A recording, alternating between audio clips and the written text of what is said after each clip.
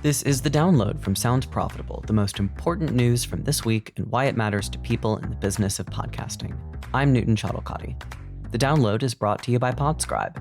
Find out more at podscribe.com. This week, cost-effective podcast advertising and the business podcast consumer, an earnings call roundup, podcasting lessons to learn from the McCrispy, yes, seriously, keeping local to save money during the big game, and the case for brands keeping DEI. Let's get started. This Wednesday from Tom Webster, 2 bits of data for the price of 1, which is free in this case. Firstly, Webster dives into the podcasting cost-effective reach with a graph regarding monthly platform usage from the Podcast Landscape 2024. A quote from Webster's article, quote, "Here's a fun thing to ponder. The U.S. podcasting market in 2023 was $1.9 billion, according to the IAB. That spend reaches about 140 million adults 18 and up every month, or 53% of the 18 and up population, based on our latest estimates from the Podcast Landscape, the largest publicly available study of podcasting in America," end quote. When compared to Perplexity's numbers for other popular ad platforms, podcasting landed somewhere between Twitch, making $2.8 billion in 2022, and Reddit, $788 million in 2023, in the world of ad spend. Going back to the Podcast Landscape graph featured in the article, podcasting is getting far more monthly usage, 53%, compared to its ad spend neighbors, Twitch securing 12%, Reddit clocking 28%. As for the second half of the data, Webster offers an infographic packed full of data from the business podcast consumer, a report produced by American Public Media and Sounds Profitable. Consumers of business podcasts tend to also seek out shows focusing on self-help, health and wellness, and education. Both podcasters and advertisers can benefit from the power that holds. Business podcast consumers are intentionally seeking knowledge and professional growth. Their podcast listening time isn't a pastime, it's an investment for them. As Webster says in his conclusion, if you're advertising to that kind of audience, those ads are reaching people predisposed to see a brand's presence as additive to their experience, not intrusive.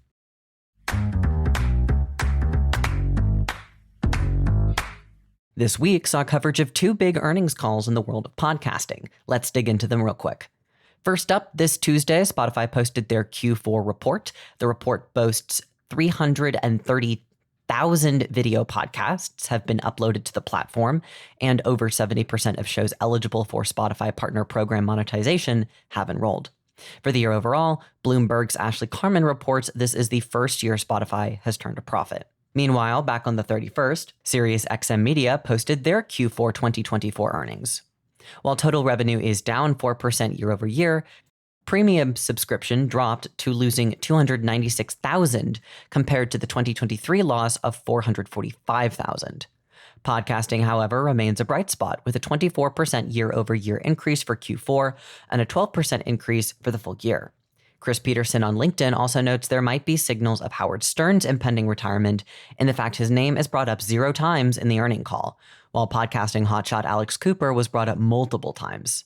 While Cooper and Stern are different content and core audience-wise, Cooper's podcasting empire is being leveraged to drive SiriusXM satellite radio subscriptions with her 2 satellite channels.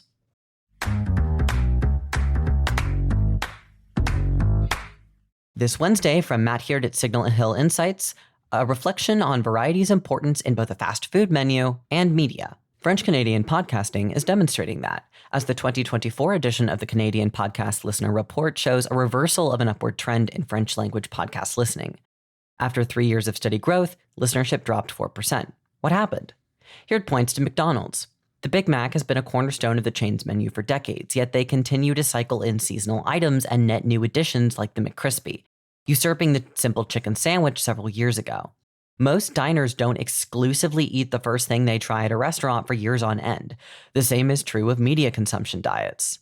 While French-Canadian podcasting is taking off, it needs more investment into a variety of content to keep it healthy and convert its new inductees into actual podcast listeners.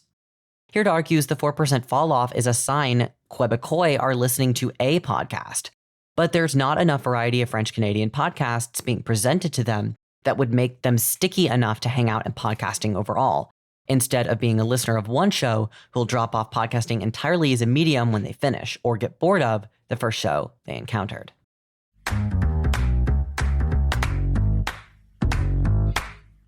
This Thursday from Melissa Myers at Marketing Brew, the big game is almost here, and Marketing Brew is taking a look at advertisers who are saving some pennies by opting to focus on regional advertising during the Super Bowl.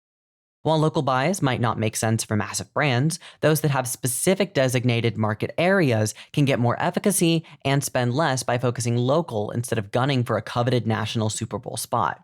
A quote from Myers, quote, "The prices for 30-second regional Super Bowl ads differ based on DMA, but can generally range from about $50,000 in some smaller cities to about $1.4 million in major markets like Chicago, greatest city in the world, New York, and San Francisco, according to VaynerMedia CCO Nick Miaritis," end quote. While going local during the biggest sporting event of the year is a perfectly viable strategy, we'd be remiss to not bring up another, even more affordable, form of advertising. Sports podcasting has done nothing but grow over recent years, featuring leaned-in audiences hungry for more content about their favorite sport and more likely to look fondly on brands that make their favorite podcasts possible. That, combined with the relative low cost of podcast advertising and its targeting capabilities, podcasting and marketers make as perfect a Super Bowl pairing as buffalo wings and celery sticks. This Thursday from Expedition CEO Hunter Thompson, in response to online pressure from a handful of organized social media campaigns and political pressure from the new administration, several major brands have scaled back or outright canceled existing diversity, equity, and inclusivity initiatives. As Thompson notes, a lot of go woke, go broke campaigns that have turned DEI into a negative catch-all buzzword rely on assumptions and gut feelings, not research. And even when numbers are introduced to present voters' opinions on diversity in advertising in the workplace, they are often misrepresented. A quote from Thompson, quote, "Polling data is an unreliable metric for gauging voter values because it focuses only on the ultimate outcome, whereas marketing research focuses on the why behind consumer behaviors and includes non-voters who make up more than a third of the population. Market research about DEI paints a clear picture. Regardless of which political party wins in any given election, the American population is becoming more diverse and wants corporate America to reflect this diversity," end quote. Data tracking the efficacy of diverse U.S. workplaces is as old as the earliest diversity initiatives in the 1960s. And modern studies tend to show diverse workplaces run well and consumers respond well to the diverse reality of the United States' population being reflected in advertisements. Regardless of which parties support which stances, the simple facts remain that the melting pot of the U.S. continues to grow more diverse, and people like seeing themselves in advertisements.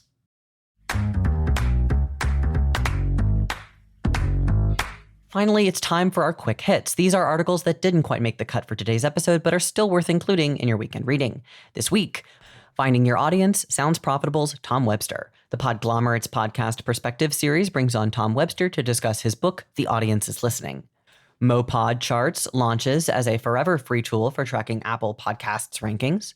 Mopod has launched a new tool designed to fill the gap left by the retirement of Chartable in the form of Mopod Charts, which is designed to be free for the entirety of its existence. BBC Studios has announced a multi-year deal, naming iHeartMedia as the exclusive third-party reseller of BBC podcasts to the U.S. advertising market. Audacy completes bankruptcy process. CEO David Field exits. Audacy has formally closed their Chapter 11 bankruptcy process, with CEO David Field leaving and board member Kelly Turner stepping in as interim CEO. Podscribe launches enhanced double-device graph for upgraded measurement accuracy. The tool combines Experian and TransUnion's device graphs into one place for better scale and accuracy of audience measurement, currently available for all Podscribe measurement clients. And finally, the podcast ecosystem in Turkey by Rifat Özcan. An overview of podcasting in Turkey, including podcasting apps, production agencies, educational institutions, teaching podcasting, events, and podcast research, all happening locally.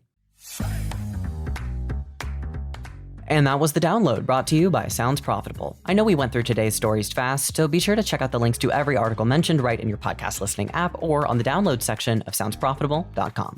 And thank you for sticking with us as we bring you the top stories you might have missed from the past week. I'm Newton Shuttlecotty. Our producers are myself, Brian Barletta, Gavin Gaddis, and Tom Webster. Thanks for listening. Robot. Download complete.